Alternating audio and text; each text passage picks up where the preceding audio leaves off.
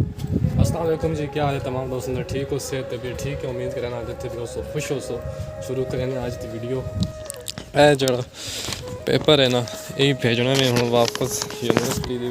Degree भी मैं D test करवाने काम भेजना में सुबह सुबह का टाइम है। मैंने ड्यूटी शुरू हुई है, मिस्त्रियाँ चाह वगैरह दे के तो वापस दुकान पर जा रहे हैं। सारे काम फाइनल करके वापस दुकान पर मैं आ गया। रजिस्ट्री जी डखाने चो पोस्ट ऑफिस के थ्रू यूनिवर्सिटी भेजनी होती भेज दी, फीस वगैरह भी जमा करा दी, सब कुछ करके तो हूँ वापस फ्री होके मैं दुकान पर आ गया। हूँ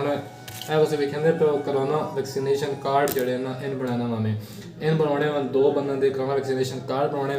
तो एक है USB वे इस जोड़े ना नात वगैरह तो सॉन्ग वगैरह भर के देने एक बंदा तो या ऑडियो जोड़े गाने या नात वगैरह इस भर दो तो वैक्सीनेशन कार्ड जोड़े दो बंदे आके एम्बेसडर बना दो। ठीक है जी। और वैक्सीनेशन कार्ड बनाने इदा जोड़े सॉन्ग वगैरह भरने उन भरने बाकी जिस टाइम मैं फीस वगैरह जमा कराई या पोस्ट ऑफिस या वीडियो में नहीं बनी क्योंकि इतनी जल्दी मैं उस बिल्कुल जल्दी क्योंकि 12 बजे तो बाद जो पोस्ट ऑफिस बंदा लग पाता बंद हो जाता। ठीक है। तो 12 बजे तो पहले रजिस्ट्रेशन जो रजिस्ट्री यू करवानी है मैं 12 बजे तो पहले कराई, फीस जमा कराई तो वो सारा कोई फॉर्म वगैरह फिल करके जमा करा के तो हूँ फ्री होकर दुकान तैयार फिर मैं वीडियो जी अगे स्टार्ट की दी है। तो मैं धुप इतनी मजे की निकली दी नहीं बंदा बगे तो नींदर आ पैंती है। मैं खाना खाता तो सह ही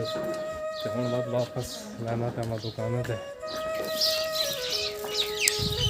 दाने खत्म हुए पे थोड़े बाजरा आते हैं लेकिन सारे खत्म हो गया तो हूँ इन्होंने वास्ते में मिक्स दाने आते वो ना पाए तो कोई ना सुकून आया, नहीं तो इन जनाब बुक्का मैं अंदर आँदा गया तो मैंने पिछे जिदे मैं महीने उस दिन महीने फिर मैं दुकान पर गया बाजरा मिक्स दाना गया क्या आंदा वो ना पाया तो हूँ तो वो खेंदे पे जी 2 मुर्गी अंदर है उस बन के चेक करें कुछ थोड़े दाने उस भी पहने वो बज के मेरे पिछे आ रहे हैं। हूँ एक और लगी होंगी है, बिजली भी कोई नहीं गई थी तकरीबन 12 बजे गई है तो हाल तक लाइट जी है वो कोई नहीं आई है। लेकिन फिर इसका होर कम को नहीं बस ना दाने ही पाने वो मैं पा बैठा तो बाकी इनका पानी शानी चेंज करने आप जो वो भी बदली कर छोड़ा वापस दुकान पर ही रहने तो वन के तो कहने कोई कम है तो वो करें वन के असल वीडियो अपलोड में करना पे उस लेकिन वो लाइट जी चली गई तो वो दी रह गई बिच खैर वो एक और वीडियो एक और चैनल वास्ते। नैन भी स्कूल चो पढ़ के आ गया, छुट्टी हो गई यार मैं दाने पाने गए हैं मुर्गा तो सामने इतने दरख्त होंगे इस बंदे सारे दरख्त वे जाते हैं जिसकी ज़मीन है ना तो हूँ मैं सामने बहना पा उत्ते उतो थोड़ा जहा थलो व्यू तो कहने जी वीडियो बनाने जो ग्राम है ना मुनारा ये पूरी पहाड़ी के उत्ते वे तो बड़ा खूबसूरत व्यू वे चंगी भली हाइट है इसकी ना तो सामने वे कहते पे पहाड़ी ये थाले थले जमीन हो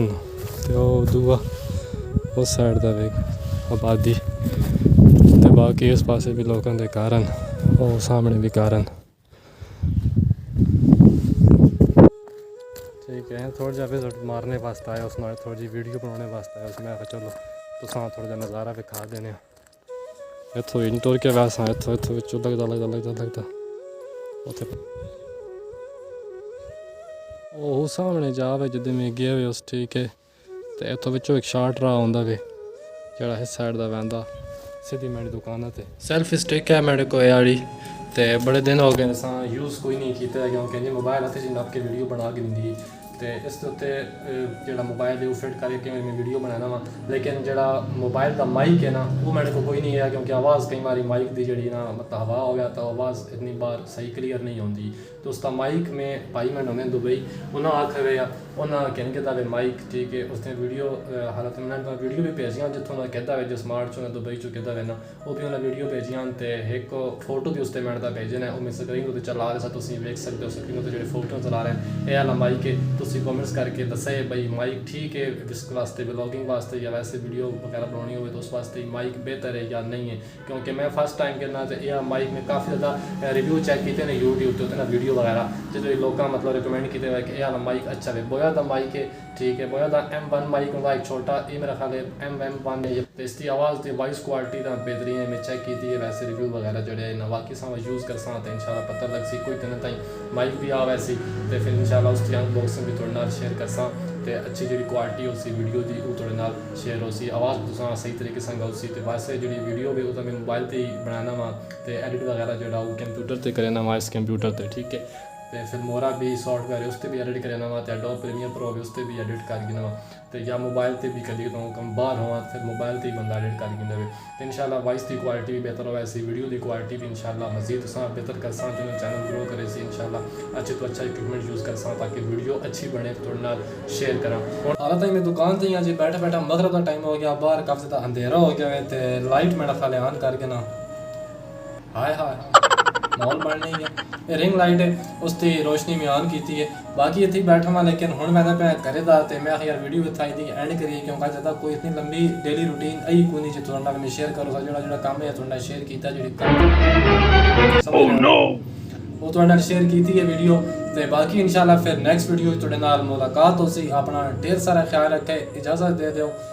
ताकि कल फिर थोड़े नाल मुलाकात करिए, फिर एक और वीडियो थोड़े नाल बना के शेयर करिए थोड़ी बहुत जितनी भी हो सकती है, क्योंकि डेली व्लॉगिंग बहुत ज़्यादा मुश्किल है। डेली कंटेंट बंदा कितों आने ते बंदा की काम करे, लेकिन जो भी होती है व्लॉगिंग जितना भी काम होता है वो थोड़े नाल शेयर करीदा है। तो हुण वीडियो आते एंड करीदा,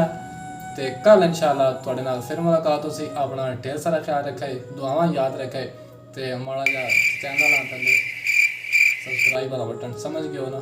उत्थे भी क्लिक कर दो। तो इंशाल्लाह फिर कल मिलसा। अल्लाह हाफिज़।